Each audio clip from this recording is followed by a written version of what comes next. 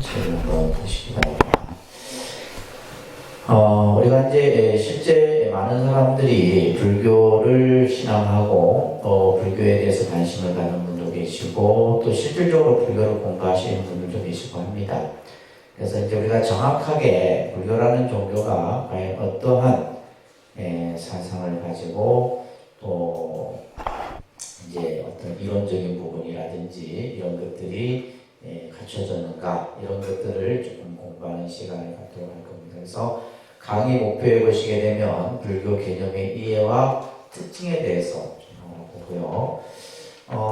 특히 이제 이 강좌에서 제일 중요한 것이 불교가 바라보는 세계관이에요. 불교는 이 세계를 어떠한 관점에서 바라보느냐라는 거예요. 그래서 이것은 굉장히 우리 불자들에게도 중요한 부분입니다. 그래서 불교의 세계관은 연기론적 세계관이다. 이렇게 이제 우리가 한마디로 정리를 할 수가 있어요. 연기론적 세계관. 이 연기론적 세계관이라는 것이 뭐냐 하면 이 세상은 모든 것이 서로 유기적으로 연결되어 있다는 거예요. 어떤 하나가 독립되어져서 만들어지는 것이 아니라 서로 뭐요? 관계를 맺고 있고. 그러니까 이제 이러한 어떤 개념들이 이제 우리가 요즘에 말하는 환경이라든지 지구 온난화라든지 여러 가지 어떤 대사회적인 이런 어떤 현안을 바라보는 관점을 보는 데 있어서도 이 불교가 가지고 있는 연기론적 세계관 이것을 가지고 모든 문제들을 접근하고 이해를 합니다. 특히 이제 우리가 여러분들 기본교리에서 연기법을 배우셨는데 이 연기의 법칙이라는 개념이 불교의 교설에서 가장 중요한 개념이에요. 그래서 불자들이 연기를 얼마만큼 제대로 이해하고 이것을 일상생활 속에서 여러분들이 이것을 이제 부처님 법을 잘 이해하고 그것을 실천하느냐 이런 것들이 중요한 개념이겠죠. 그죠? 자, 우리가 이제 불교라고 했을 때 이제 한자로는 부처 글자 가르칠 글자예요. 다시 말해서 그래서 부처님의 가르침이다. 이렇게 이제 그냥 우리가 통상적으로 얘기를 하죠. 그죠? 그러면 이제 여기에서 이제 여러분들이 정확하게 이제 개념을 정리해야 될 것이 뭐냐면 이 불이라고 하는 그러니까 우리가 한자로는 이 글자가 부처 글자입니다. 그죠? 부처 글자예요. 그런데요, 단순히 이 글자를 가지고 이제 우리가 보통 부처 이렇게 그냥 하는데 보통 우리가 이제 한자적으로 정확하게 표현할 때는 불타라는 이 글자를 표현하는 거예요. 그래서 불타. 이 불타라고 하는 것은 우리가 이제 부처님의 영어적 표기죠. 붓다라고 하는 붓다. 그러니까 붓다라고 하는 이 용어가 한자로 표기하게 되면 불타가 되고. 근데 우리가 그냥 그러니까 예를 들면 우리가 부처 이러면 안 되겠죠, 그죠? 그러니까 단순히 이 부처라고 하는 이 부처 글자의 의미는 뭐냐면 깨달음이라는 뜻이 있어요. 깨달음. 이게 이제 한자로는 각이라는 글자인데 깨달음이라는 뜻이에요. 그래서 우리가 흔히 이제 불교라는 종교가 이제 가지고 있는 중요한 개념이 바로 뭐예요? 깨달음이죠. 그 깨달음이라고 하는 것이 그 뭐에 대한 깨달음이냐라고 했을 때 우리가 흔히 법이라고 하는 다르마라고 하는 것을 진리라고도 얘기하죠, 그렇죠? 이거에 대한 깨달음이다.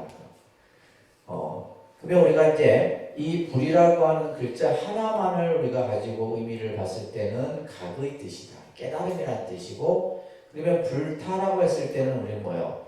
깨달은 분, 깨달으신 분, 진리를 깨달으신 분을 우리가 이제 부처님 이렇게 이제 표현하는 거예요. 그래서 이제 어떤 사람들은 부처님과 부처를 이렇게 혼동해서 표현을 하는데, 그러니까 부처는 깨달음을 뜻하는 거고, 그죠? 부처님은 그 진리를 깨달으신 분이다. 그래서 불교라는 종교는 말 그대로 부처님의 가르침, 그죠? 부처님의 가르침의 종교, 또 깨달은 진리에 대한 가르침이고, 그럼으로써 우리는 그 깨달음의 길로 가는 가르침의 종교가 바로 불교다라고 이렇게 정의를 이해하셔야 됩니다. 그래서 우리가 이제 실제 뭐 어떤 종교를 믿으세요? 불교라는 종교를 불교라고 했을 때는 그 핵심이 바로 뭐다? 깨달음의 의미가 중요한 개념으로 다루어진다는 거예요. 그래서 불이라고 하는 것을 설명하고 있죠. 그죠? 산스크리트어로 뭐다? 붓다라고 해요. 붓다. 그래서 우리가 부처님을 고타마 붓다 이렇게 이제 불교 성전 같은 데서 또 초기경전 같은 데서 그렇게 이제 표현합니다. 고타마 붓다 이렇게 표현하죠. 자, 이것을 우리는 이제 조금 해석을 하면 다시 말해서 깨달은 사람이다.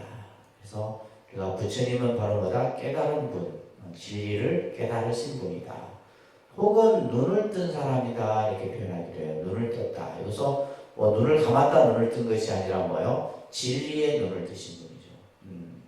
그러니까 중생들이 다 미혹해서 이 세상이 어떠한 원리에 의해서 만들어지고 그죠? 우리가 살아가는 이치가 무엇인고 이것을 알지 못했는데 오직 부처님만이 그 세상의 진리와 또 세상의 법칙을 깨달으신, 다시 말해서 눈을 뜬 분이다. 그래서 따릅니다. 깨달음이란 지혜의 눈을 뜨는 것을 의미한다. 그래서 깨달았다라고 하는 것은 지혜의 안목이 열리는 거예요. 근데 이제 다시 말해서 어떤 새로운 것을 깨닫는 것이 아니라 본래 있었던 것인데 그것을 우리는 뭐예요? 알지 못했다는 거예요. 본래 이 세상에 존재하는 진리, 그것을 알지 못했는데 그것을 지혜의 눈을 통해서 알게 된 것. 그것이 바로 뭐다? 깨달음이다. 그래서 우리가 진리를 깨달았다. 또 예를 들면 뭐 그죠? 지혜를 얻었다. 또 우리가 예를 들면 선에서는 깨달았다라는 이런 표현들이 그런 의미다라는 거예요. 눈을 뜨면 어떤 세상이 밝아지겠죠, 그죠? 우리가 지혜의 눈이 열리면 이 세상은 지금 우리가 미혹한 안목으로 보는 어떤 그런 세상과 달리 여러분들이 이제 부처님 법을 잘 배우면 지혜의 눈이 열린다 이런 말을 하죠, 그죠? 불교를 공부하는 것은 지혜의 안목을 갖추기 위한 거예요. 그 지혜의 안목을 갖춘다는 것은 마음의 눈이 열리는 것 같은 거예요. 마음의 눈이 활짝 열려서 이제 세상을 뭐요? 바로 보는 거죠. 지금 여러분들이 보는 세상은 그냥 눈에 비춰진 세상을 우리는 볼 뿐이에요. 눈에 보여지는 이 현상만을 볼 뿐이고 이것은 우리가 이제 불교를 여러분들이 이제 공부하시다 보면 큰 스님들이 뭐예요? 이것은 실체가 아니다 이런 얘기를 하죠. 그래서 이제 원각경에서 이제 우리가 토요일날 배우는 원각경에서 그런 얘기를 합니다. 눈에 보이는 이것은 전부 뭐예요? 헛것이다 이렇게 얘기를 하거든요. 그러니까 예를 들면 헛것이라는 것은 내가 눈이 아팠을 때, 눈에 눈병이 났을 때 뭔가 어떤 다른 어떤 그죠? 제3의 어떤 물체가 보이는 것을 우리는 얘기하는데 실제 이제 진리의 입장에서 보면 이 세상은 다 뭐예요? 공화와 같은 것이다. 이렇게 이제 불교에서는 설명을 하는 겁니다. 그런데 이제 우리는 그걸 이제 제대로 받아들이고 이해하지를 못하는 거죠. 왜? 눈에 보이는 것만 우리는 믿으려고 하기 때문이에요. 눈에 보이는 것만 알려고 하고 눈에 보이는 것만이 그것이 마치 실체이냐 우리는 생각하기 때문이에요. 자, 그래서 마음의 눈이 열리게 되면 어떻게 되겠어요? 여러분들이 마음의 눈이 열린다는 것은 내가 마음에 얽혀 있던 여러 가지 번뇌나 또 갈등이나 괴로움이나 이런 것들이 전부 다 없어지는 거예요. 그래서 우리가 사실 어떻게 보면 수행이라고 하는 것은 마음의 눈을 활짝 여는 것과 같은 겁니다. 갇혀있던 마음이 활짝 열리는 것. 이것이 바로 우리가 이제 불교에서 말하는 깨달음의 의미로서 설명을 한 겁니다. 그래서 깨달음의 눈으로 이 세상을 깊이 통찰해 보면 그래서 불교는 단순히 겉에 보이는 모습만을 보는 것이 아니라 그 내면까지 깊이 들여다봅니다. 그래서 반야신경에 보면 조견, 오온, 개공이다 이런 구절이 있죠, 그렇죠? 이 세상의 오온이 다 공하는 것을 견이라는 것은 그것을 깊이 들여다보셨다. 그래서 깨달음의 눈으로 통찰한 내용이 바로 우리가 앞으로 그죠? 여러분들이 부처님 법을 배우고 또 익히고 실천해야 될 내용이다라는 겁니다. 이것이 바로 교리이고 수행이다. 이렇게 지금 설명을 하면서 자, 그래서 먼저 이제 불교가 단순히 이제 여러분들이 생각하는 불교는 뭐요? 절에 가서 그냥 뭐 기도하고 내가 이루고자 하는 뭐 소원 성취하고 뭐 이런 단순한 신앙적인 개념만을 우리는 좀 생각을 해요. 그런데 이제 불교를 공부하는 입장에서는 불교가 가지고 있는 사상, 그죠? 그 개념 이런 것들이 먼저 정립이 되지 않으면 그냥 내가 마음에 따라서 이리 갔다 저리 갔다 내 마음의 중심을 잡지 못하는 거예요. 그래서 불교라는 종교가 어떠한 종교인가 이것을 정확하게 여러분들이 개념 정립이 되셔야 된다는 겁니다. 아시겠죠? 그래야지만 단순히 뭐 절에 가고 안 가고 이런 문제가 아니에요. 우리가 예를 들면 가서 뭐 기도하고 뭐 이런 개념의 본주에서 우리가 생각할 것이 아니라 좀 더 큰 안목으로 부처님의 가르침을 우리가 명확하게 개념 정립이 되어야 된다. 자, 우리는 이제 불교하면 떠오르는 용어들이 아까 얘기했듯이 자비, 깨달음, 성불, 그죠? 이런 용어들이 제일 불교 공부를 깊이 안 해본 분들도 쉽게 접할 수 있는 용어들이에요. 근데 그런 용어들을 정확하게 이해를 못하고 있죠. 그죠? 자, 그래서 불교는 부처님의 가르침을 신행하는 종교이다. 그래서 신행이라는 말은 부처님의 가르침을 믿고 실천하는 거죠. 그죠? 믿음을 바탕으로 해서 그것을 실천하는. 그러니까 종교라고 하는 것은 나중에 이제 우리가 종교에 대해서도 여러분들이 기본 과정에서 배웠겠지만은 근본 가르침이다 이런 뜻이에요. 그래서 부처님의 그 진리를 우리는 그것을 믿고 실천하는 그러한 가르침의 종교가 바로 뭐다? 불교다라는 겁니다. 특히 불교는 우리들에게 그죠?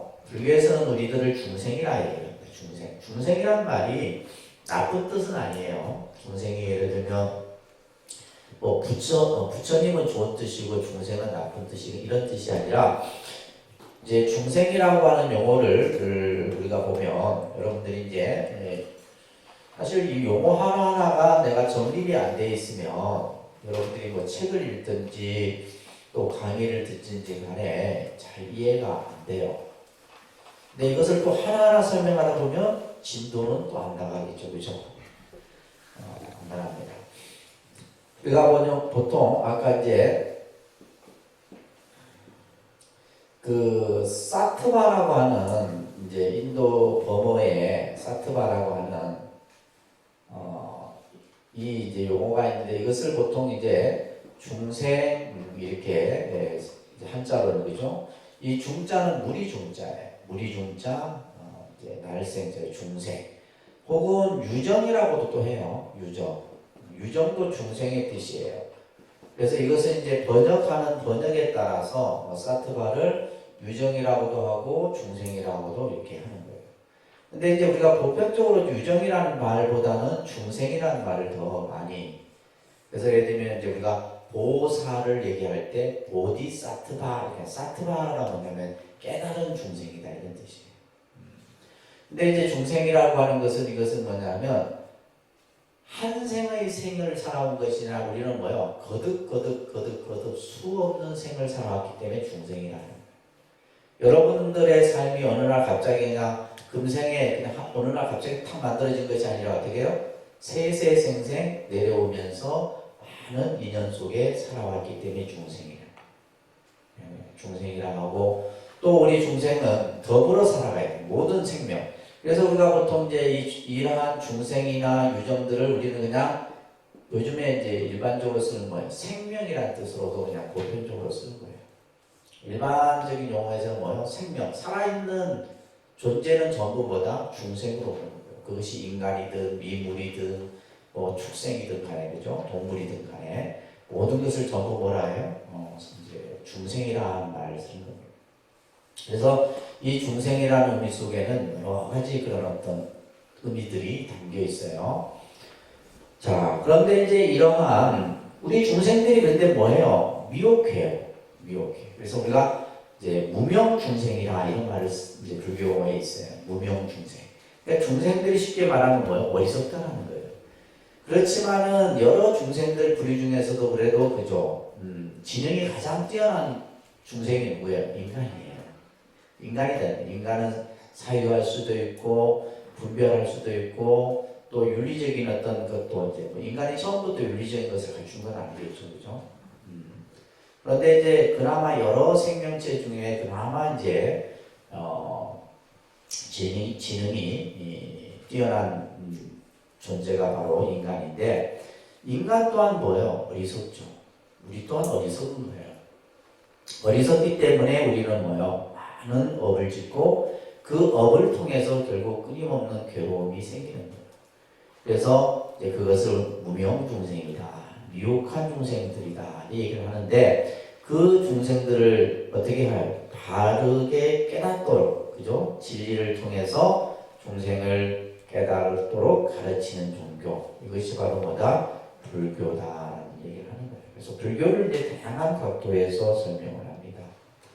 그러니까 불교는 부처님의 깨달으신 진리를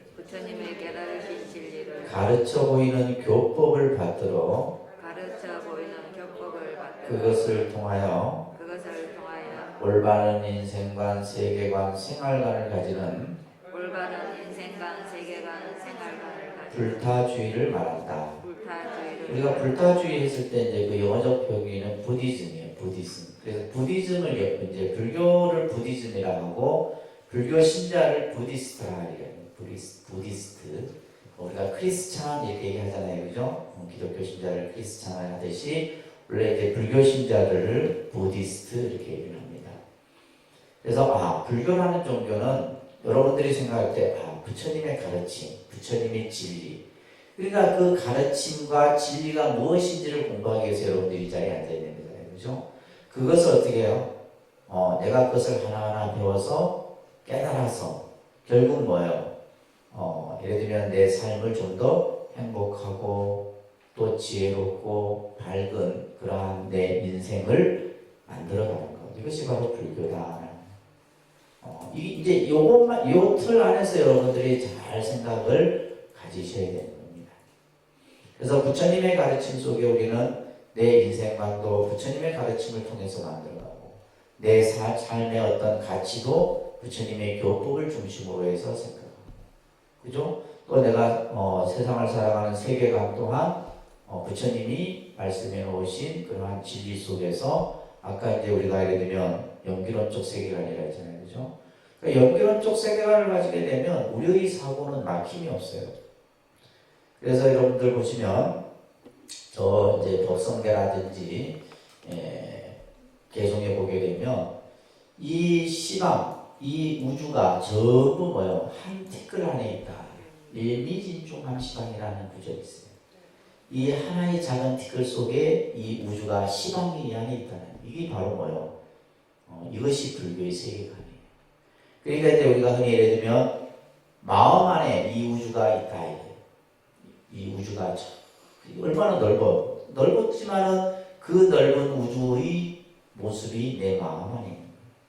그러니까 그런 식의 이제 세계관을 불교는 이야기를 하는 겁니다. 화엄경에서 이런 어떤 화엄경에서 주로 이제 그런 많은 얘기들을 합니다.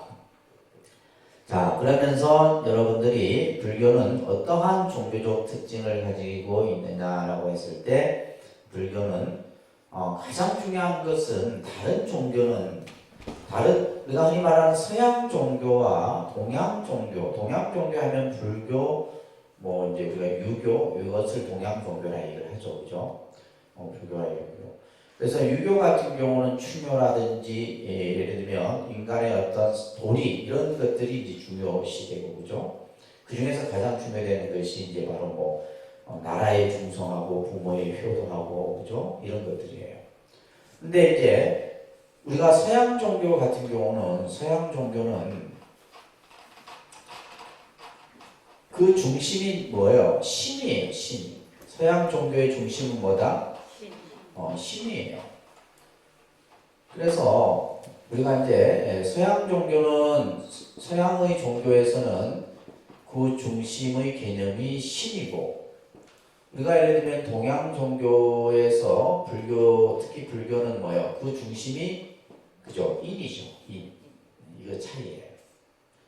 그래서 우리가 예를 들면 기독교 같은 경우는 이 신과 예를 들면 인의 관계가 그죠? 신과 인의 관계가 무슨 관계라고 했어요? 주종 관계예요. 주종. 주인과 종의 관계다. 그래서 그들은 뭐요? 항상 자기들이 믿는 신을 뭐요? 최고로 생각하는 거죠. 그래서 이 신이 이 세상을 창조하고 창조론, 또 예를 들면 신이 모든 것을 가능하게 하고 하는 신이론, 이런 것들을 주장해요. 그러면 예를 들면 이제 우리가 인간이라고 하는 것은 반드시 뭐예요? 신에게 뭐 해야 돼요? 신에게 무조건 복종을 해야 되고, 신은 인간에게 복종을 통해서 그죠? 그들이 말하는 사랑과 은총이라고 하는 것을 내려주는 이런 관계가 이제 서양 종교예요. 서양 종교의 개념. 그래서 서양 종교에서는 가장 핵심이 바로 뭐다? 신이다라고. 반면에 우리 동양 종교에서의 중심은 뭐예요? 인간, 우리 자신이다. 그러니까 예를 들면 이제 우리가 불교에서 부처님이라고 하는 이런 어떤 깨달은 분을 이야기하지만은, 결국 이제 우리가 예를 들면 불교에서 이런 큰 스님들 법문 중에 보면 부처와 중생이 서로 다르지 않다, 이런 법문들이 있거든요. 이런 말에. 그래서 부처와 중생이 서로 다르지 않다, 이 말은 동등한 관계다. 부처와 중생은 단지 이제 뭐의 차이라고 했어요? 부처님은 뭐예요? 깨달으신 분이고, 우리 중생은 뭐한 존재예요? 미혹한 중생이다. 요 이제 차이가 있는 거예요. 그래서 진리를 깨달았기 때문에 우리는 부처님이라 하고, 우리는 아직까지 깨달음을 얻지 못했기 때문에 중생이라고 하는데, 그 관계는 뭐다? 주종 관계가 아니라 서로 뭐요? 대등 상관 관계에. 그래서 우리가 예를 들면 중생이 깨달으면 뭐가 되는 거예요? 부처가 되는 거잖아요. 근데 예를 들면 인간이 신이 될 수 없잖아요. 신은 하나의 만입니다. 그래서 이 서양의 신은 유일신 종교, 유일신, 오직 하나의 신만. 근데 우리는 뭐요? 내가 열심히 부처님의 가르침을 배우고 증득해서 깨달음을 얻으면 뭐가 될 수 있다? 성불할 수 있다. 이런 개념들이. 그러니까 이런 개념들이 여러분들이 머릿속에 다 정립이 되고, 이것을 다른 사람에게 설명해 줄 수 있어야 돼요. 그래서 우리가 이제 불교가 가장 중요한, 그래서 인본주의, 이것을 다른 말로는 이제 생명 중심 사상이라고 합니다. 여러분 교재에다 옆에다가 생명 중심 사상이라고 합니다. 생명 중심. 그래서 불교는 뭐예요? 모든 누군가에 의해서 생명이 만들어진 것이 아니에요. 다 각자 뭐예요? 태어날 어떤 인과 연의 조건을 갖췄기 때문에 우리는 태어난 거예요. 모든 것이 존재하는 겁니다. 그래서 이제 불교에서 이러한 어떤 인간 중심 또 생명 중심의 개념들을 강조하는 거예요. 그래서 불교에서 가장 중요한 5개 중에, 모든 계율의 첫 번째가 뭐예요? 생명을 죽이지 마라. 여러분들이 받는 5개에서 첫 번째 개가 제일 중요하다 이 말이에요.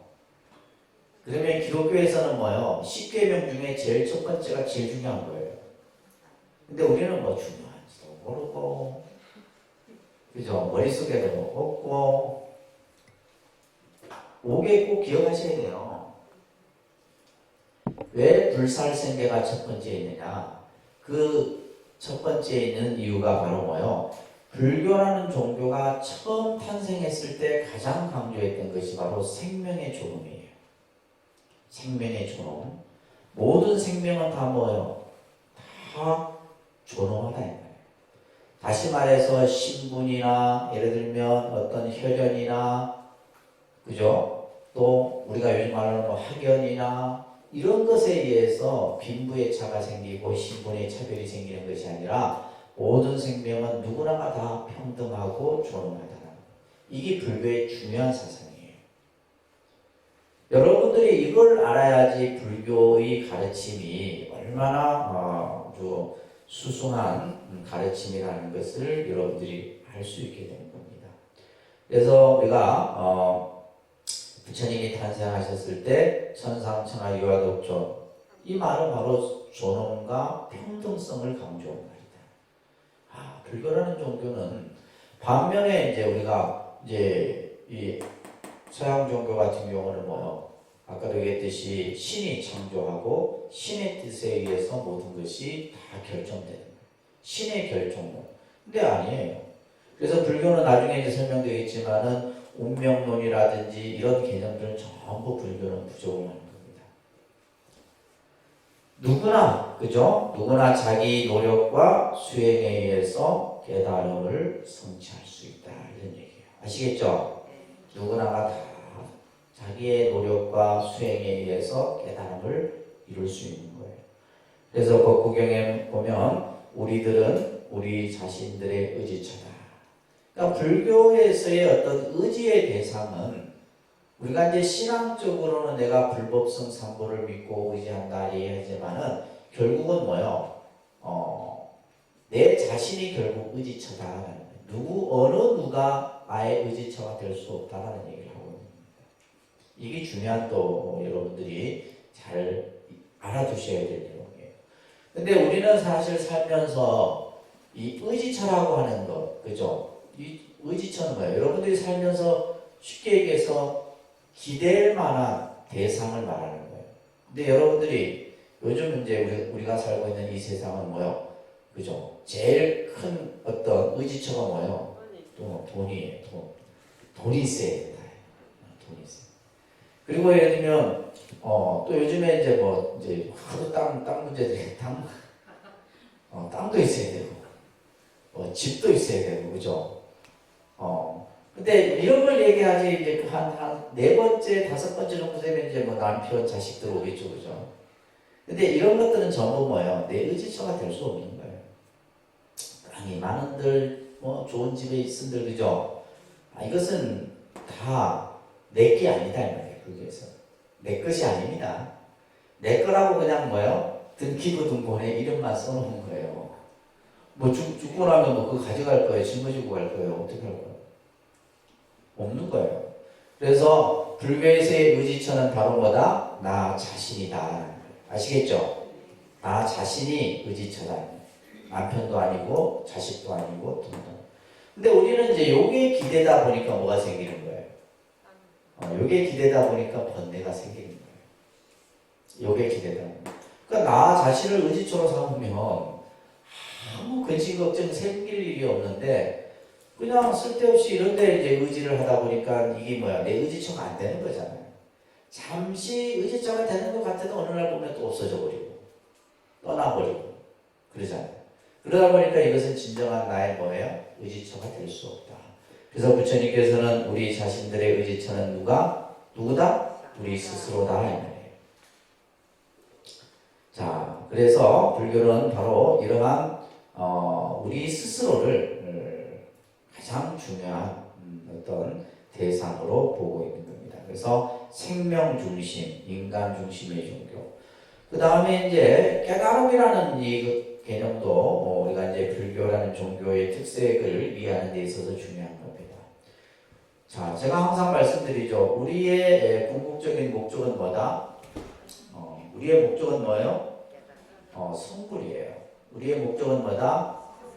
성불입니다. 예를 들면 여러분들이 왜 불교를 믿으세요? 그럼 여러분 뭐라고 대답해야 돼? 그죠? 깨달음을 얻기 위해서. 근데 중요한 건 깨달음이 뭡니까? 또 그래서 공부를 하는 거예요. 자, 우리가 이제 불교의 목적은 성불입니다.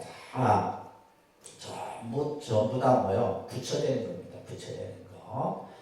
그래서 깨달음이라는 것은 어떤 이 깨달음이라는 말, 이게 참 어떻게 보면 추상적인 거예요. 뭘 깨닫느냐 이런 거예요. 그 깨달음의 대상이 바로 뭐냐 하면 무엇을 깨닫느냐라고 했을 때 그 깨달음의 대상은 바로 뭐요?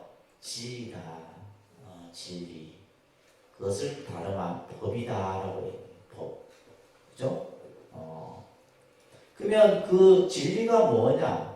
그 진리라고 하는 것은 부처님께서 말씀해 놓으신 가르침이에요. 그죠? 가르침이고, 그가 법이라고 했을 때 그 법 또한 뭐다? 부처님이 설해 놓으신 가르침을 법이다. 그래서 부처님의 가르침을 통해서 우리는 뭐요? 이 세상을 아까도 앞에서 얘기했듯이 좀 더 정확하게 세상을 볼 수 있는 지혜의 안목이 열리는 겁니다. 자, 그래서 말합니다. 진리의 통찰, 법에 대한 통찰, 진리를 통찰하는 거예요. 깊이 있게 내가 보는 겁니다. 또 부처님이 말씀해 놓으신 법에 대해서 통찰을 통해서 이것을 우리는 뭐라고 하느냐? 지혜라 얘기를 하는 거예요. 지혜. 우리가 지혜라는 말 많이 쓰잖아요. 그죠? 지혜가 뭐냐라고 했을 때 법에 대한 통찰, 진리에 대한 통찰. 이제 그런 것들이 이제 전부 이제 우리가 경전에서는 반야신경 같은 데서는 온 개공 도일체국 온 개공 그죠? 조련 온 개공 이것이 바로 뭐예요? 법에 대한 통찰이고 진리에 대한 통찰이에요. 금강경에서도 설해놓고 화엄경에서도 설해놓고 다 이런 경전마다 설해놓은 말씀들이 바로 법에 대한 통찰, 진리에 대한 통찰이에요. 자, 그래서 불교를 우리는 성불의 종교라 이렇게 얘기를 합니다. 성불의 종교고 반면에 기독교는 이제 서양의 종교는 구원의 종교예요. 그래서 불교는 내 스스로 깨달음을 얻는 거고 구원이라고 하는 것은 어떤 타격에 의해서 어떤 절대적인 힘을 가진 자에 의해서 내가 구원을 받는 거죠. 그래서 이제 요 개념도 보면 어떻게 보면 어떤 사람은 아이고 그냥 나는 뭐 그냥 가만히 있어도 신이 와서 나를 구해주면 더 좋지 않겠나 이런 생각을 얘기를 하는 경우도 있지만은 그거는 사람마다 생각이 각자 다르겠죠, 그죠? 근데 이제 우리 불교는 뭐요? 내가 스스로 수행하고 정진하고 노력해서 내가 깨달음을 성취하는 것이에요. 그래서 우리가 이제 보면 자력이라는 자력. 스스로 힘으로 하는 겁니다. 불교는 기도도 마찬가지고 수행도 마찬가지고 전부 마찬가지예요. 우리가 이제 자력이라는 말이 있어요. 스스로 힘으로 하는 거죠, 그죠? 자력. 자력의 반대는 타력이겠죠, 그죠? 다릅니다. 자력, 타력. 우리가 이제 신앙을 얘기할 때도 자력 신앙, 자력, 타력 신앙 이렇게 얘기를 해요. 그다음에 이제 종교적인 표현을 쓸 때도 자력 종교, 타력 종교 이런 얘기예요. 그래서 자력은 절대적인 뭐예요? 내 힘으로, 내 자신의 가지고 있는 능력과 힘으로 모든 것을 이루어 나가는 거고, 타력은 뭐예요? 다른 사람의 힘을 빌리는 거죠. 근데 이제 우리는 보면 불교라는 종교는 자력적인 면이 더 강합니다. 스스로 실질적으로. 그러니까 이제 기도도 보면 여러분들이 생각할 때 내가 예를 들면 기도를 해요. 그러면 예를 들면 뭐 관세음 보살이든 지장 보살이든 그분이 와서 나를 뭐 이렇게 성취 아니에요. 신앙은 100% 자력신앙이에요.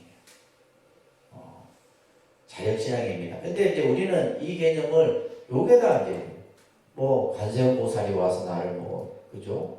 소원을 성취해주고 이렇게 생각하는 게 아니에요. 그러면 어떤 개념이냐면 내가 관세음 보살이 되고 내가 문수가 되고 내가 지장이 되는 거예요. 불교의 신앙은 핵심이 그겁니다. 그래서 뭐 우리는 그냥 내가 뭐에 기대 갖고 내가 뭐 이렇게 도움을 받아서 뭐 이런 개념은 없어요. 무조건 뭐다? 내 스스로. 그래서 수행도 뭐요? 스스로 하는 거고 신앙도 스스로 하는 거고 이런 개념들이 불교에서 중요하게 다루어지는 겁니다. 자, 우리는 부처님의 그 깨달음이라는 용어를 표현할 때 안욕 따라 삼막삼보리 많이 들어보셨죠? 따라합니다. 안욕 따라 삼막삼보리. 금강경 경전을 보게 되면 이 안욕 따라 삼막삼보리가 무지무지 많이 나오죠, 그죠? 여러분들 신행지 가지고 계신가? 이 금강경을 한번 펴보시면 이제 318쪽에 보세요. 318쪽에 보시게 되면 발 안욕 따라 삼락삼보리 십 이렇게 나와요. 계속 이 용어가 나오는 것이 바로 이 용어입니다. 자, 그 318페이지 보면 셋째 줄에 따라합니다. 발 아누다라 삼락삼보리. 그러니까 아누다라 삼락삼보리 이렇게 하는데 보통 이제 우리가 그냥 이제 안욕다라 삼락삼보리 이렇게 읽기도 하죠, 그죠? 근데 이 지금 아누다라 삼락삼보리 한자예요, 그죠? 무슨 글자인지 몰라도 돼요. 이게 한자인데 이게 뭐냐면 이게 무슨 말이냐면 지금 우리 교재에 나와 있는 무상정등 정각이다 이런 뜻이에요. 근데 그게 보게 되면 발이라는 글자가 있고 끝에 심자가 있죠, 그죠? 그래서 발 안욕 따라 삼맥삼보리 심 하면 발보리심 이런 뜻이기도 해요. 보리라는 말이 깨달음이라는 말이거든요. 그래서 이런 용어들만 여러분들이 정확하게 잘 이해를 해도 불교를 이해하는 데 많이 도움이 되겠죠. 그래서 안욕 따라 삼맥삼보리 발 안욕 따라 삼맥삼보리. 자, 그래서 이것을 이제 깨달음을 이제 얘기할 때 우리가 불교에서의 깨달음이라는 말이 뭐냐라고 했을 때 안욕 따라 삼맥삼보리예요. 안욕 따라 삼맥삼보리를 깨달음을 이제 표현하는 표현인데 이것을 이제 우리가 이제 뜻을 풀어요. 풀으니까 뭐요? 무상 정등 정각이다. 이거 외우셔야 돼요. 그러니까 무상 정등 정각. 이제 기본 과정 때는 그냥 앉아서 듣고만 했지만 이제 전문 과정에서는 여러분들이 나중에 이제 포교사 시험도 보고 하려고 하면 이거 외우셔야 됩니다. 잘 따라합니다. 나중에 배워놓고 처음 듣는데 이러면 곤란해. 나중에 이제 만약에 시험 보려면 문제풀이를 또 해야 해요. 왜냐하면 문제풀이를 안 하면 여러분들이 많이 배웠어도 답을 그게 찍을 수가 없어요. 어떤 분은 뭐 시험 안 보고 1, 2, 3, 4, 1, 2, 3, 4, 1, 2, 3, 4 이런 하고 그죠? 잘 찍으면 나올 수도 있겠지. 자, 다음입니다. 무상, 정등, 정각. 자, 그래서 이 무상, 정등, 정각이라는 말이 바로 깨달음이다라는 말이에요. 깨달음. 그러니까 불교에서 깨달음 하는데 그 깨달음을 좀 더 구체적으로 풀면 무상, 정등, 정각이다 이런 말이에요. 아시겠죠? 무상이라는 말은 이거는 뭐냐면 최상의 이런 뜻이에요. 최상의. 그러니까 최상의. 이 이상 더 없어요. 이 이상 더 없다 이런 뜻이에요. 위가 없다, 윗상자. 위가 없다라는 말은 더 이상 최고의 이런 뜻이에요. 최고의 최상의 이런 뜻입니다. 최고의 최상의. 정등이라고 하는 것은 이것은 보편적인 보편. 누구나 두루도 어떤 한 사람 특정한 어떤 정해진 것이 아니라 보편적인 이런 뜻이에요. 그 다음에 정각이라는 것은 바른 깨달음이죠, 그죠? 바른 깨달음 이런 뜻이에요. 깨달음, 근데 이제 뭐 각이라는 말만 써도 되는데 여기에다가 이제 이 정이라고 하는 것은 여기에도 정자가 나오고 이 정자는 바를 정자인데 여기서의 정자는 단순히 바르다 이런 뜻만을 가지고 있는 것은 아니에요. 그래서 이것은 이제 보통 방정이라는 뜻을 가지고 있다고요.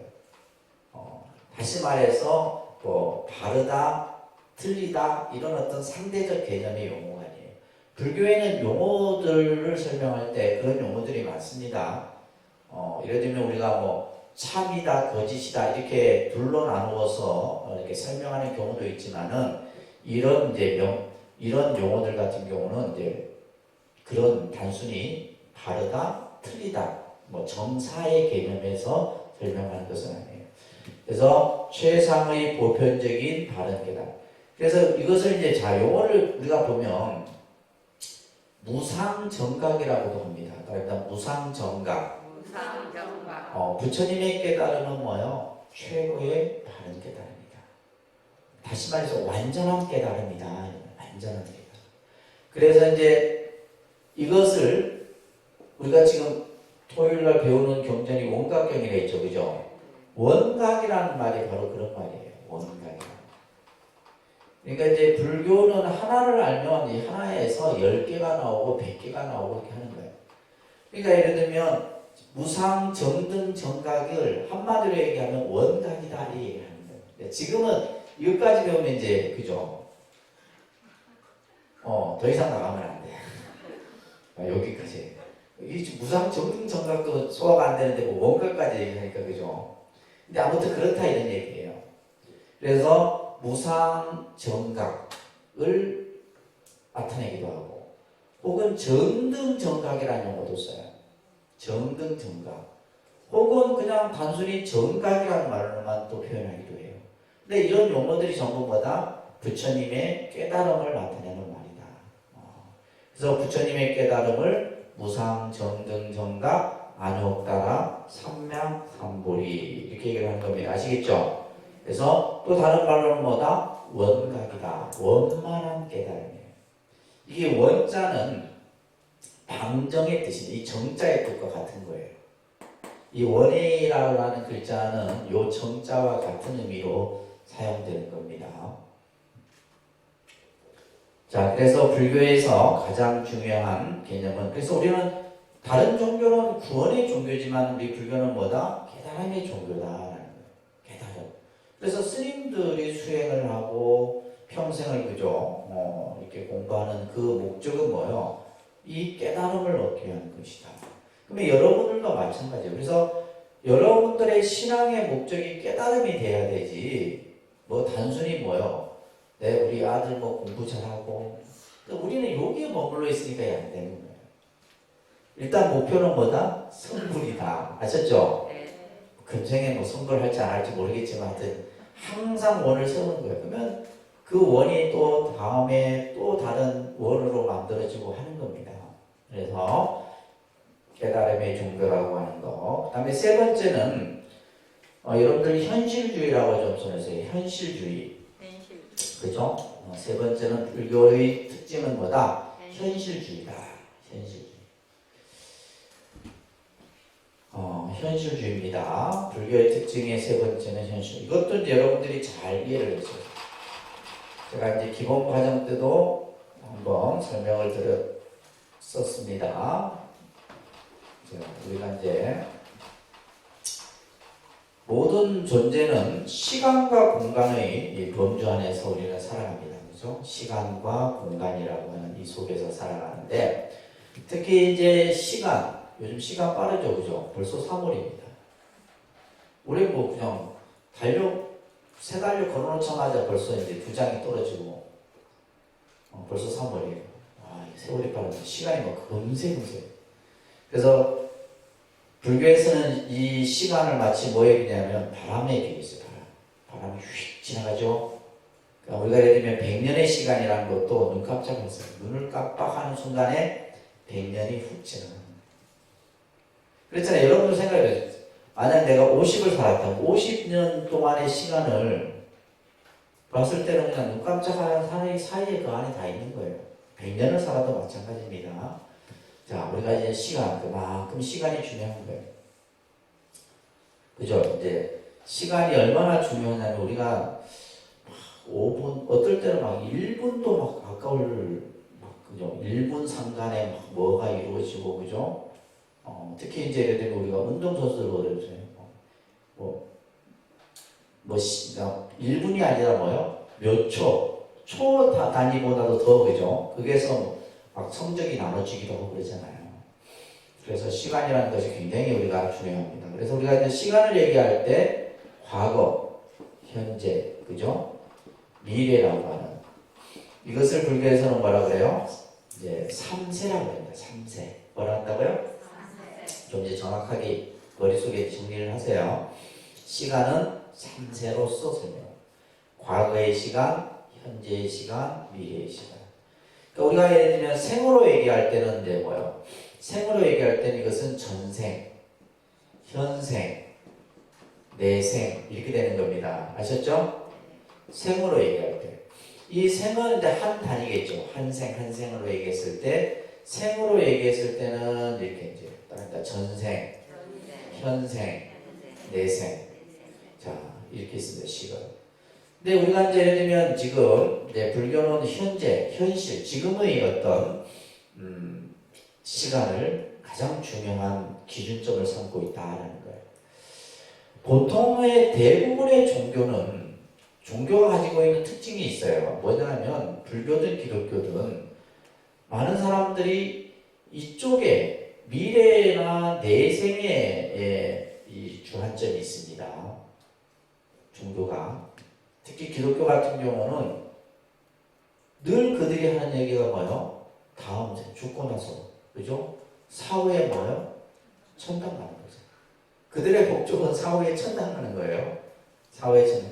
그러니까 우리는 뭐예요? 사후에 극락하는 게 목적이 아니죠. 사후에 극락하는 게 목적이 아닙니다. 뭐예요? 현재에서 내가 부처가 되는 거예요. 현재에서 부처가 되는 것이 우리의 불교의 목적이다 이 말이에요. 그래서 근데 이제 이 어떤 미래의 시간은 아직 뭐예요? 왔어요, 안 왔어요? 오지 않은 시간이죠. 그런데 과거의 시간 또한 우리는 알 수 없어요. 과거의 시간. 여러분들 언제 때까지 시간을 기억하세요? 저 같은 경우는 뭐 5세, 6세 때는 기억이 잘 안 나요. 초등학교 정도 때부터 기억이 나는 것 같아요. 예, 시간이. 예. 근데 예를 들면 우리가 여러분들이 이제 80세 되고 하면 뭐요? 그 시간 기억할까요? 기억하기 쉽지 않겠죠, 그죠? 근데 이제 우리가 예를 들면 뭐 사진을 본다거나 이제 예전에 그죠? 이런 거 보게 되면 어렴풋이 이제 떠오를 수 있겠죠. 그러니까 우리는 뭐냐면 현재 시간이 이렇게 점점 갈수록 뭐예요? 과거의 시간은 점점 기억에서 줄어드는 거예요. 그렇기 때문에 우리는 지금 과거에 다시 말해서 전생을 기억할 수 있어 없어요? 없는 거예요. 그렇지만은 기억할 수 없다 해서 없는 것이 아니에요. 예를 들면 내가 과거의 시간을 기억하지 못한다 해서 그 시간이 없어진 게 아니잖아요. 있었긴 있었잖아요. 그죠? 내가 예를 들면 저 같은 경우는 뭐 태어나서 뭐 100일, 그 다음에, 그죠? 뭐 2세, 3세 이럴 때도 내 시간은 있었기 때문에 지금 현재의 시간까지 온 거잖아요. 이렇듯이 이제 우리가 요 과거와 현재. 근데 이제 불교라는 종교는 그 무게 중심을 항상 현재에 둔다는 거예요. 현재. 왜 현재에 두는 이유가 있어요. 왜냐하면 불교가 지금 내가 현재의 시간에 무게중심을 두는 가장 근본적인 이유는 여러분들 불교라는 종교가 가지고 있는 가장 중요한 핵심이 바로 뭐냐면 현실의 괴로움의 문제를 해결하는 데 있다라는 거예요. 불교라는 종교가 가지고 있는 가장 중요한 핵심이 바로 뭐라고요? 괴로움의 문제. 내가 현재 지금 이 괴로움이라고 하는 것은 현재에 내가 직면하고 있는 것이지, 우리가 예를 들면 뭐 때로는 어떤 사람은 과거의 괴로움에 벗어나지 못하는 사람도 있을 수 있어요. 또 어떤 사람은 오지 않는 미래에 대해서 괴로움을 또 이제 미리 그죠? 미래에 대한 불안 이런 것들로 인해서 정신적인 문제가 생길 수도 있어요. 그런데 대부분의 사람은 지금 뭐요? 현재에서 내가 느끼는 괴로움의 문제예요. 그렇기 때문에 이제 우리가 여러분들이 이제 불교 공부를 하다 보면 이런 것들을 아시겠지만, 그래서 가장 중요한 것은 지금 현재의 내가 살아가는 삶 속에서 이 괴로움의 문제를 어떻게 해결할 것인가라고 하는 부분이에요. 이게 불교입니다. 아셨죠? 근데 아까도 얘기했듯이 서양 종교는 뭐예요? 죽고 나서 천당 가는 게 목적이에요. 근데 우리는 그게 목적이 아닙니다. 극락이라고 하는 얘기도 있고 불교가 천당이라는 얘기도 있지만은 우리가 이제 불교에서 천상세계도 얘기하고 극락도 얘기하지만은 그것은 현재의 삶에서 얘기를 하는 거예요. 그러면 우리가 예를 들면 자, 왜 그러면 이 현재가 중요하냐면 이거예요. 제가 여러 차례 말씀드렸죠. 이 시간이라고 하는 것은 연결되어 있다라는 거예요. 시간은 뭐에 되어 있다? 연결된 상태예요. 연결. 시간이 끊어진 것이 단절된 것이 아니라 이어져 있는 거죠. 그래서 여러분들이 예를 들면 지금 이 독립선언에 와 계시지만은 아침은 이미 뭐 여러분들에게는 뭐예요? 과거의 시간이에요. 근데 그 아침에 일어나서 막 준비하고 했던 그 시간들이 없어지는 게 아니에요. 그 시간이 이어졌기 때문에 지금의 이 자리에 앉아 있는 거고, 또 앞으로 오후에 뭐 일정들도 이 시간이 있었기 때문에 그 시간이 또한 연결되는 거예요. 이걸 보면 이것도 여러분들이 같이 이해가 될 수 있는 거예요. 그러니까 예를 들면 지금 이 현재에 내가 겪는 괴로움이라고 하는 것은 과거의 괴로움이 연결되어 있는 거예요. 과거에 그러한 어떤 시간 속에서 경험했던 이런 일들이 연결된 거고, 내가 미래에 대한, 그죠? 미래에 대한 이런 부분도 결국 뭐요? 현재의 내 삶이 괴로우면 미래의 삶도 괴롭다라는 거예요. 무슨 말인지 이해되세요? 과거의 현재를 기준으로 했을 때 내가 현재의 내 괴로움이, 그죠? 괴로움의 삶은 과거로부터 이어졌고, 이것은 또한 뭐다? 미래의 시간으로 이어진다라는 거예요. 그래서 불교는 지금 이 시간이 중요한 거예요. 여러분들이 지금 이 시간, 현재. 그래서 이 시간이 이어져 있기 때문에, 그래서 이것을 해결하기 위해서는 가장 중심이 되는 현재, 다시 말해서 현실의 어떤 문제를 우리가 그것을 접근하고 이해하는 데 있어서 중요하다는 거예요. 그래서 불교는 현실주의에 입각해서 모든 가르침을 제시한다는 거예요. 이거 꼭 명심하세요. 그래서 이제 불교를 잘못 이해하는 분들은 어떤 사람을 보면 지나간 과거에 대해서 막 벗어나지 못하는 사람들이 있어요. 이거는 이제 어리석은 거예요. 쉽게 얘기해서 어리석은 겁니다. 지금 우리가 이제 이 부처님 법을 공부한다라고 하는 것은 이 어리석은 생각에서 내가 벗어나게 됩니다. 또 어떤 사람은 뭐냐면 미래에 대해서 불안해하고 그죠? 걱정하고 한다 이거예요. 근데 내가 현실에 지금 여러분들이 살아가는 이것을 잘 만들어가면 설사 과거에 괴로웠던 것도 없어지는 거예요. 또한 미래에 대한 것도 걱정할 필요도 없는 거예요. 그래서 이제 우리가 이제 경전에 보면, 그죠?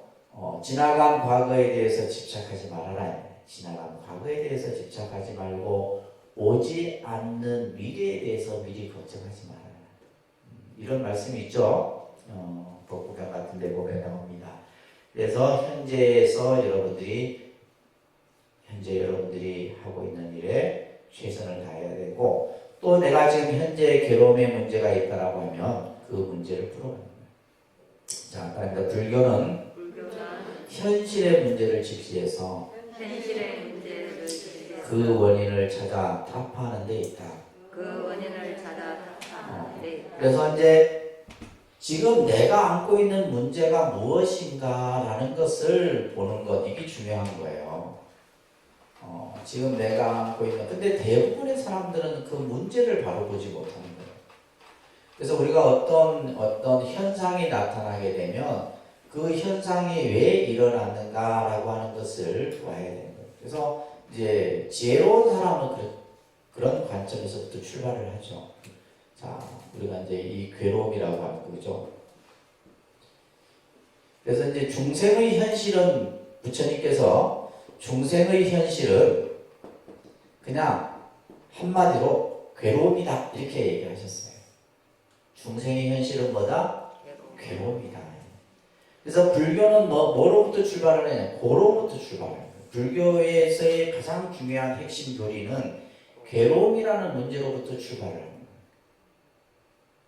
괴로움이라는, 왜냐하면 이 괴로움이 우리가 중생이 가지고 있는 가장 근본적인 문제거든.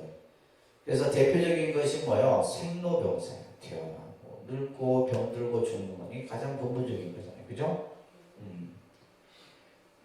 뿐만이 아니라 이제 이 괴로움이 그냥 한두 가지가 아니야. 그러니까 그냥 불교에서는 84,000 괴로움이다 이렇게 표현하는 거예요. 그냥 뭐 생로병사 뭐 사고팔고 이게 아니라 뭐요? 셀 수 없어. 이루 말할 수 없다며. 84,000이라도 또 84,000을 쓰고 있으면 안 되겠죠, 그죠? 셀 수 없다는 거예요. 그러니까 중생이 가지고 있는 현실적인. 근데 이제 간혹 또 어떤 사람은 스님 왜 우리 삶이 괴로움만 있습니까? 즐거움도 있고 행복도 있고 그죠? 소소한 행복도 있고 하는데 근데 그 행복이라는 것은 영원하지가 못하다는 거죠. 우리가 생각하는 행복은 그죠? 중생이 생각하는 이 행복은 영원하다 영원하지 못하다. 짧다는 거예요. 그 느끼는 순간이. 그래서 예를 들면 여러분들 생각 한번 이렇게 해보세요. 우리 아들이 서울대 갔어. 서울대 갔다는 순간에 그냥 행복한 거지 그 시간 이후로는 뭐예요? 또 다른 근심 걱정이 막 산더미를 이루고 있는 거예요. 그 순간 그러니까 행복이라는 것은 잠깐 짧은 순간이에요. 그런데 반면에 우리가 느끼는 괴로움은 그죠? 현실적인 괴로움은 굉장히 길어요. 그래서 우리가 예를 들면 행복한 순간은 짧지만은 뭐요? 이 고통의 시간은 굉장히 중생에게 긴 거예요. 그죠? 예를 들면 누가 칭찬을 해. 칭찬을 하는데 그 칭찬 듣는 순간은 기분 좋잖아요. 짧게 지나가요. 근데 누군가가 예를 들면 나에게 쓴소리를 해. 10년 갑니다. 10년, 20년, 30년 가요. 30년 지나서도 스님 그때 저한테 그런 소리 했죠. 이러던데. 이게 중생. 그러니까 얼마만큼 우리가 예를 들면 내가 예를 들면 우리가 말하는 마음의 상처, 그 고통이 우리 안에 잠복하는 기간이 코로나19는 아무것도 아닙니다. 잠복하는 기간이 길다 이거예요. 그래서 이 문제를 어떻게 해결할 것인가. 그러니까 여러분들이 불교라는 종교는 내가 살아가는 데 있어서 현실적인 이 괴로움의 문제를 그죠? 그 문제를 찾아가고 그것을 해결하는 데 있다라는 거예요. 근데 여러분들은 지금 그런 생각을 가지고 불교를 믿는 분들 계세요? 안 계시는 거예요. 단순히 그냥 다 보면 방향 설정이 잘못됐어요. 방향 설정이. 그렇게 이제 여러분들이 신앙생활을 하다 보면 내 신앙은 굉장히 믿음이라든지 이런 것들이 확고해지는 겁니다. 그래서 중생의 현실은 뭐다? 괴로움이다. 아셨죠? 근데 이 괴로움이라고 하는, 이 고라고 하는 것은 나쁜 의미도 아니에요. 좋고 나쁜 의미가 아니라 행복이라는 것은 좋고 괴로움이라는 것은 나쁘다 이렇게 보시면 안 됩니다. 근데 우리는 자꾸 중생들이 이제 그런 생각을 보는 거예요. 이것은 뭐냐면 지금의 우리의 상황을 부처님께서는 이렇게 진단을 하신 거예요. 진단을 하신 겁니다. 그래서 이제 대표적인 것이 이제 우리가 아까 제가 얘기했죠. 생로병사다. 가장 근본적인 고통이 뭐라고요? 생로병사입니다. 이것은 누구나가 피할 수 없어. 거스를 수 없어요. 누구나 다 똑같이 겪어야 돼. 그 다음에 또 이제 그 말고도 막 괴로움이 많다고 그랬잖아요. 그죠? 이런 것들은 여러분들 기본 과정에서 다 배우셨어요. 자, 근데 이러한 괴로움들이, 그죠? 아까 이 고의 원인을 찾는 게 중요해야 되잖아요. 괴로움이 왜 생기느냐? 괴로움이 왜 생겨요? 결국 뭐 때문에? 답도 우리는 다 알고 있어. 대단한 사람들이에요. 답도 알고 있는데 그것을 해결을 못하는 거예요. 괴로움의 원인이 왜요? 뭐예요? 그죠? 집착이에요. 알고 있으면서 왜 해결이 못될까? 이걸 알고 있으면 괴로울 일이 없어야 되네. 괴로울 일이 없어야 되는 거예요. 근데 없어져요? 그렇죠? 이거는 그냥 우리는 그냥 이론적으로 그냥 스님이 얘기하고 책에서도 그래 나오고 하니까 그냥 아는 거예요. 그래서 사실은 이제 수행이라는 것을 통해서 우리는 이것이 그냥 우리가 관념, 생각에서 떨쳐버려져서 없어지는 것이 아니라 결국 뭘 통해서? 수행이라는 것을 통해서 이것을 없앨 수 있는 거예요. 그냥 우리가 책에서만 찾아갖고는 될 수 없는 거죠. 그죠? 자, 그래서 불교는 현실주의다라는 거. 네 번째는 관계주의입니다. 따라서 관계주의라고 썼어요. 불교는 관계주의의 종교다. 관계주의. 이것을 이제 상대주의적인 입장이다 이렇게 지금 표현하고 있는데, 불교에서는 앞에서도 제가 얘기했듯이 이 우주의 법칙, 존재의 법칙이라고 얘기하죠. 이 세상이 존재하고 이 우주가 존재하는 이 우주의 법칙은 불교는 연기법으로 설명합니다. 무슨 법이요? 연기법. 자, 이 연기법은 뭐냐 하면 따라합니다. 모든 것은 서로 관계성을 가지고 있다. 자, 그 밑에다가 연기적 상관관계라고 써놓으세요. 연기적 상관관계. 연기적 상관관계다. 이것만 알면 불교 공부는 다 아무거나 마찬가지예요. 연기적 상관관계다. 그래서 모든 것은 관계되어져 있다. 다시 말해서 마치 뭐가 같냐면 이 고기 잡는 그물과 똑같은 거예요. 서로서로 다 관계돼요.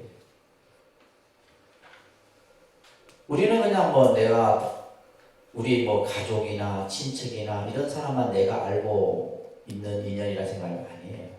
내가 모르는 사람 또한 나랑 다 연결되어 있어요. 알고 봤더니 막 그냥 몇 단계 넘어서 그죠? 그 사람하고 나하고 다 아는 겁니다.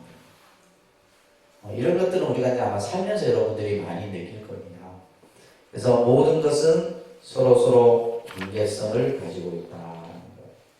이것을 이제 연기법으로서 설명을 하는데, 뒤에서 연기법을 다루기 때문에 거기에 가서 다시 한번 설명을 드리도록 하겠습니다. 그 다음에 페이지 넘겨보시면 관용과 평화의 이 종교가 불교입니다. 이제 요즘에 이제 우리가 지금 미얀마 같은 경우가 이제 그죠, 여러 가지고 폭력적인 또 많은 생명들이 죽고 지금 이제 그러고 있는데, 사실 미얀마가 불교 국가예요. 불교 국가인데 이게 이제 그러다 보니까 이제 나중에 또 불교라는 것이 좀 이제 안 좋게 비춰질 수도 있지만 군부 세력이 하는 행위라서. 그런데 미얀마가 지금 90%가 거의 불교입니다. 군인들도 불교 신자겠죠, 그죠? 신자인데 아무튼 그런 우려스러운 점이 많습니다. 근데 이러한 이제 우리가 불교가 관용과 평화의 종교라고 하는 이 개념에는 어떤 의미가 담겨 있냐면 자비의 정신이 담겨 있는 거예요. 그래서 우리가 이제 불교를 얘기할 때 자비 사상, 자비 정신을 꼭 빼놓을 수는 없습니다. 그죠? 그래서 이 자비 정신에 입각해서 불교는 관용이라는 것은 용서죠. 상대의 잘못을 용서해 주는 거예요. 그래서 이제 너무 그런 것을, 그래서 불교는 사실 어떻게 보면 적대적 관계를 잘 형성하지 않습니다. 그냥 상대가 나에게 막 그냥 이렇게 해도 그것을 받아들이는 이런 입장들이 오랫동안 내려왔었죠, 그죠? 그래서 칼 야스퍼스도 세계의 종교 가운데 종교라는 것을 명분으로 전쟁을 일으키지 않는 종교는 불교다 이렇게 얘기를 하고 있는 겁니다. 그래서 이제 다른 종교 같은 경우는 뭐 십자군 전쟁이라든지 종교를 이제 교세를 확장하기 위해서 이제 침략을 하거나 이런 것들이 많이 행해졌는데, 이제 불교는 이제 그렇죠. 특히 이제 요 근래에 들어와서도 다른 종교들의 이교도들의 이제 여러 가지 이제 문제들이죠 많습니다. 제가 며칠 전에도 이제 그 종교 평화 회의인가 우리 종단에서 위원회라는 그런 위원회 회의를 참석했는데, 이제 보면 이제 우리나라 같은 경우는 다종교 사회다 보니까 어떤 정치인들이 됐든 기업인이 됐든 종교를 특징적으로 내세우면 안 됩니다. 그리고 예를 들면 뭐 특히 이제 선거 같은 데 있어서도 종교가 선거에 이제 개입을 한다거나 이러면 사실은 안 되도록 되어 있어요. 그런데 이제 원체 이제 이 우리나라 같은 경우는 이제 종교가 다양하다 보니까 예를 들면 정강원 목사 같은 경우는 그죠? 그 종교를 내세워서 정치화시키는 이런 행위들이 이루어지게 되고, 그러면서 내가 또 볼 때 그 화면에 보니까 또 스님들이 있는 사람 보고 그죠? 여러분 봤어요? 도대체 저 사람들은 어떤 사람인가 싶은 생각이 들던데, 아무튼 그만큼 이제 이 종교에 대한 이런 부분들이 굉장히 민감합니다. 민감하기 때문에 이제 불교 같은 경우는, 그래서 이제 지금 저희가 뭐 어떤 이제 이런 어떤 종교 평화에 대한 여러 가지 이런 정책이라든지 대안들을 하고 있어요. 그래서 아무튼 불교는 관용과 평화의 종교다라는 것. 그 다음에 6번째, 불국토 건설을 목적으로 한다. 그래서 불국토라는 말은 부처님의 세계를 불국토라고 해요. 불국토의 뜻은 부처님의 세계. 우리가 이제 흔히 그 불교가 우리나라 역사상 고려시대 때 불교가 가장 아주 성행했죠. 그 이전에 이미 통일신라 시대 때.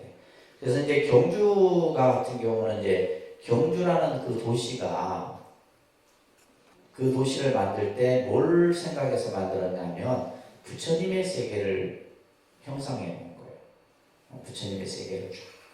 그래서 통일신라나 이제 통일신라의 시대 때는 뭐요? 여러분들 뭐 경주 가보시면 황룡사라든지 불황사라든지 다 보면 뭐 그죠? 마을 곳곳에 그 당시 경주 서라벌 안에 전부 절들이 있었단 말이에요. 저 금산 쪽에도 뭐 절이 있고 뭐 있었지만은 대부분 이제 그 서라벌 안에 다 절들이 있었단 말이에요. 그런 것들이 전부 뭐냐면 부처님의 세계를 만들고자. 특히 이제 여러분들 경주 남산 가보시면 가보신 분은 아시겠지만 곳곳에 그죠? 부처님의 그런 탑을 비롯해서 불상이나 이런 것들이 많이 훼손됐지만 지금도 그래도 많이 남아있어요. 이런 것들이 이제 우리가 이 부처님의 세계를 건설하는 것은 우리가 예를 들면 뭐 사후에 건설하는 것이 아니라 뭐요? 지금 현재에서 이러한 부처님의 세계를 건설하는, 그 부처님의 세계를 건설하는 데 있어서 가장 중요한 것이 바로 뭐냐면 선우도량을 만드는 겁니다. 선우도량. 자, 그 밑에 떠납니다. 너희가 팔정도를 행하기에 앞서 먼저 해야 할 일이 있나니 선우도량을 가져야 하는 것이다. 우리가 팔정도는 그러니까 수행을 하기 전에 이미 갖춰야 될 것이 있다는, 그것이 바로 뭐다? 선우도량을 만드는 것이다. 그래서 저희가 지금 예를 들면 우리가 항상 천일기도 발언문에도 있지만은 저희 독립선언이 앞으로 만들고자 하는 뭐 단순히 건물을 세우고 이게 아니에요. 제 머릿속에는 뭐요? 불국토를 세우고자 하는 생각이 내 원력에 담겨 있는 거예요. 근데 뭐 여러분들 그런 생각도 없지. 뭐 단순히 뭐 건물 하나 더 짓고 뭐 하는 이런 생각 아니에요. 그러니까 우리가 예를 들면 통도사 같은 경우, 해인사 같은 경우, 그런 큰 절들이 뭐냐면 부처님의 세계를 펼쳐놓은 거예요. 부처님의 세계를 펼쳐놔서, 해인사 같은 경우는 그 화엄경에 나오는 화엄의 세계를 쫙 펼쳐놓은 거고, 또 통도사 같은 경우는 그 전체의 도량을 뭐요? 부처님의 세계로 향하도록, 중생들이 부처님의 세계에 향해서 깨달음에 이르도록 하는 이런 것들을 전부 이상화 구현화시켜 놓은 거예요.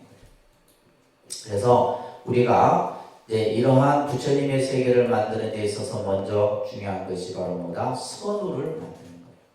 선우라는 것은 뭐예요? 도반이에요, 도반. 네, 우리가 이제 도반을 다른 말로는 선우라 그럽니다. 그러니까 함께 수행하는 것들이 먼저 갖춰져야 되는 거예요. 사람들은 나를 선우로 삼음으로써 노병사로부터 자유로울 수 있다. 그죠? 선우를 삼음으로써. 그러니까 누구를? 우리가 부처님을 선우로 삼음으로써. 너희들이 나를 선우로 삼음으로써 노병사로부터, 다시 말해서 노병사는 뭐예요? 괴로움으로부터 자유로울 수 있다. 이런 말씀을 하고, 그래서 그만큼 여러분들이 불교를 진행하는 데 있어서 중요한 것이 바로 뭐다? 도반이라는 겁니다. 아시겠죠? 네, 도반을 벗삼아서 우리는 부처님의 세계를 이롭게 갈 수 있다. 이런 얘기를 하는 겁니다. 그 다음에 일곱 번째가 진리의 종교예요. 이 진리의 종교는 앞에서 깨달음의 종교라는 말과 같은 말로 우리가 이제 깨달음을 다른 말로는 진리다, 법이다 이런 말로 합니다. 그죠? 그러니까 불교는 합리적이고 윤리적이며 정의적인 법만을 선한다. 그러니까 우리가 이제 가장 어떻게 보면 많은 이제 그 종교학자나 또 일반 학자들이 이제 학문을 연구하는 사람들이 하는 얘기가 불교만큼 논리적으로 체계적인 종교가 없다 이런 얘기를 해요. 그것은 뭐냐면 불교에서 말하는 여러 가지 어떤 이론이나 이런 어떤 사상이나 이런 것들이 그냥 뭐 허무맹랑하게 그죠? 이렇게 만들어진 것이 아니라 다 체계적인 그래서 이제 우리가 불교도 보면 논리학이라고 하는 학문의 영역이 있어요. 불교 논리학이라는 것을 또 배워요. 그러니까 특히 이제 뭐 중론이라든지 이런 사상들을 보면 그 논리 전개가 굉장히 아주 체계적입니다. 그래서 불교는 알 수 없고 볼 수 없는 것, 알 수 없고 볼 수 없는 것은 추상적인 거예요. 그죠? 알 수 없고 볼 수 없는 것은 뭐다? 추상적인 것을 얘기하는데 그런 것을 얘기하지 않아요. 손에 잡히지 않는 얘기는 하지 않는다 이 말이에요. 너희들이 볼 수 있고 너희들이 알 수 있고 너희들이 직접 경험할 수 있는 것만 이런 것만을 말하는 거예요. 그것을 바로 우리는 뭐예요? 진리라고 얘기하는 거예요. 이것을 이제 또 다른 말로는 형이상학이라고 얘기합니다. 형이상학, 형이하학의 학문적인 그런 개념이 있는데 형이상학은 뭐냐면 알 수 없고 볼 수 없는 이런 것들 아까 추상적이다 이런 표현을 썼잖아요. 그죠? 형이상학적인 가르침은 설하지 않아요. 왜냐하면 뭐에 도움이 되지 않는다? 깨달음에 도움이 되지 않기 때문이다. 깨달음에 도움이 되지 않아요. 그래서 우리는 아까도 얘기했듯이 불교의 목적은 성불이고, 그죠? 그 성불에 이르기 위해서는 우리는 뭐요? 부처님의 진리를 정확하게 이해해야 돼요. 그 정확한 이해를 통해서만이 우리가 현실 속에서 우리가 가지고 있는 여러 가지 중생의 괴로운 문제들을 해결할 수 있다. 이게 불교의 전체적인 큰 맥락의 설명이에요. 그래서 깨달음에 도움이 되지 않는 이러한 말씀들은 부처님이 얘기하지 않습니다. 그래서 그 밑에 보시면 이게 독화살의 비유라고 하는 유명한 비유예요. 이건 꼭 기억하세요. 독화살의 비유인데 이 비유는 너무나 유명한 비유로서 이것을 이제 부처님께서는 이것을 이제 경전에서는 무기설법이라고 해요. 무기설법. 무기설법이라는 말은 답을 하지 않으신 거예요. 이 말루카푸타라고 하는 청년이 한 질문에 대해서 부처님께서는 답을 하지 않아요. 침묵을 한 거예요. 침묵. 이것을 무기설법이다 이렇게 씁니다. 한자로 쓰면 이렇게 써요. 무기설법이다 얘기를 합니다. 무기설법. 침묵을 하신 거예요. 근데 이 청년이 질문한 것이 뭐냐면 형이상학적인 질문들이에요. 이 세상은 영원하느냐 영원하지 않느냐, 부처님은 사후에 존재하느냐 존재하지 않느냐, 예를 들면 뭐요? 세계는 유한이냐 무한이냐, 세계는 공간적으로 유한하냐 무한하냐, 이런 이제 당시 2600년 전에 이런 이제 그러니까 이 청년 같은 경우는 수학자입니다. 수학을 하는 청년이다 보니까 굉장히 자기 나름대로의 어떤 궁금한 점도 있었고 논리적인 사고도 있었겠죠, 그죠? 그러니까 이런 여러 가지 질문에 대해서 또 신체는 영혼과 동일하는 사람이냐? 예를 들면 어떤 사람이 스님 죽고 나면 뭐 지옥이 있습니까? 천당이 있습니까? 이게 묻는 거 똑같은 거예요. 뭐 죽고 나서 뭐 있다고 얘기한들 없다고 얘기한들 그게 중요한 게 아니다 이 말이에요. 아까 얘기했듯이 불교는 뭐예요? 현실의 문제를 중요하게 여기지 뭐 사후의 얘기에 대한 부분은 중요하게 얘기하지 않습니다. 그래서 이제 이러한 것에 대해서 부처님께서는 바로 이제 독화살을 맞은 사람의 비유를 든 거예요. 어느 사람이 길을 가다가 누군가가 쏜 화살을 맞아요. 쓰러집니다. 옆에 사람들이 막 모여서 그 독화살을 빼고, 근데 보니까 이제 독이 번지고 있는 거예요. 그러면 빨리 어떻게 해요? 화살을 빼서 독이 번지지 않도록 어떻게 조치를 해야 되죠. 근데 이제 이 독화살을 맞은 사람은 화살을 뽑지 말아요. 누가 나를 쐈으며 독화살의 깃털의 재료는 뭐고 독의 재료는 뭐고 이걸 알기 전에 뽑지 마요. 근데 그렇게 되면 어떻게 됐어요? 이미 이 사람은 죽어버리고 만다 이거예요. 지금 당장 해야 할 일은 뭐다? 바로 독화살을 빼서 독을 그죠? 더 이상 번지지 않도록 하는 이것이 더 중요한 거예요. 마찬가지로 지금 우리가 현실 속에서 여러 가지 괴로움의 문제들이 당면에 있는데 뭐 세계가 유한하고 무한하고 영원히 있고 뭐 동일하고 다르고 이건 아무 문제가 되죠. 그래서 부처님께서는 이제 얘기를 하지 않았어요. 자, 여러분들 12페이지 보시게 되면 자, 이것에 대해서 답을 하지 않는 이유가 있습니다. 우리들에게 있어서 셋째 줄에 보면 가장 중요한 문제는 바로 뭐다? 인생의 괴로움의 근본 문제를 해결하는 우리 삶의 문제를 해결하는 것이 급선무다라는 거예요. 윤회의 굴레에서 벗어나서 해탈을 증득하는 데 있다는 겁니다.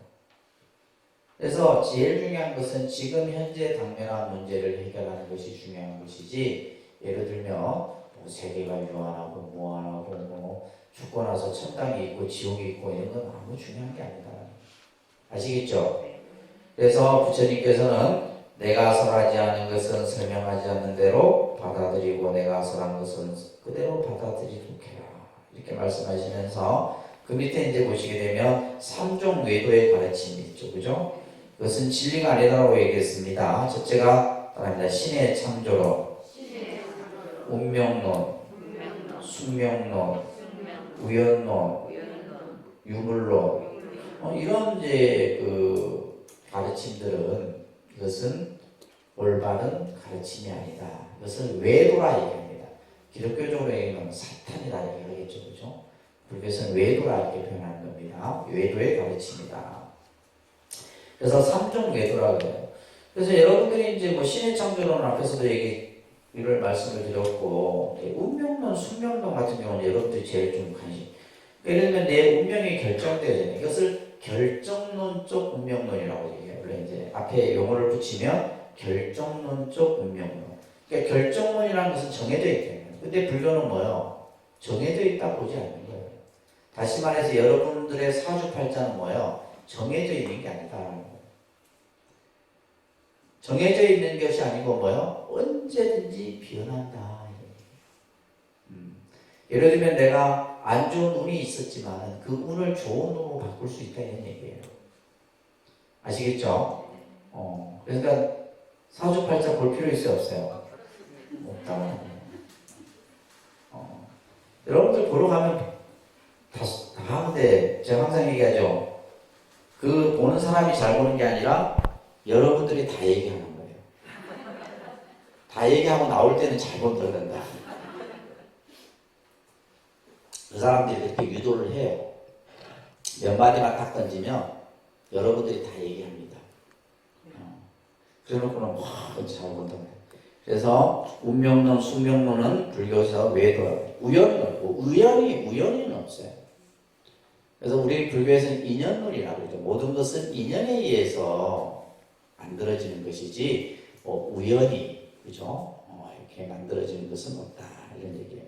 유물론 같은 경우는 오직 물질. 그러니까 불교에서 물질이라는 것은 허망하다고 보는 것인데 그렇기 때문에 유물론 또한 이제 외도라고 얘기하는 겁니다. 자, 그 밑에 경구가 참 좋은 이 뜻을 설명하는 경구입니다. 만일 모든 것이 신의 뜻에 따라서 일어난다고 하면 우리들이 나쁜 것을 하는 것도 신의 뜻이고 그죠? 해야 된다 해서는 안 됐다라고 하는 것 또한 아무런 의욕도 일어나지 않을 것이다. 또 노력이라는 것도 있을 수. 예를 들면 이것은 신의 어떤 뜻 설명뿐만이 아니라 운명론, 숙명론을 다 같이 배대해서 설명해서 똑같은 내용입니다. 이제 경전에 보면 그것을 계속해서 설명을 하고 있어요. 그러니까 이제 모든 것이 뭐 예를 들면 결정되어져 있고 신의 뜻이고 우연히 만들어져 하면 뭐 우리가 해야 될 게 뭐 있냐 이거예요. 아까 얘기했죠. 불교는 주체적인 누가 만들어가는 거예요? 내가 만들어가는 거예요. 우리 자신이 만들어가는 것이지 신의 뜻에서 이루어지고 그런 건 없다. 이것을 이제 여러분들이 정확하게 개념을 이해하시면 좋을 것 싶습니다. 아시겠죠?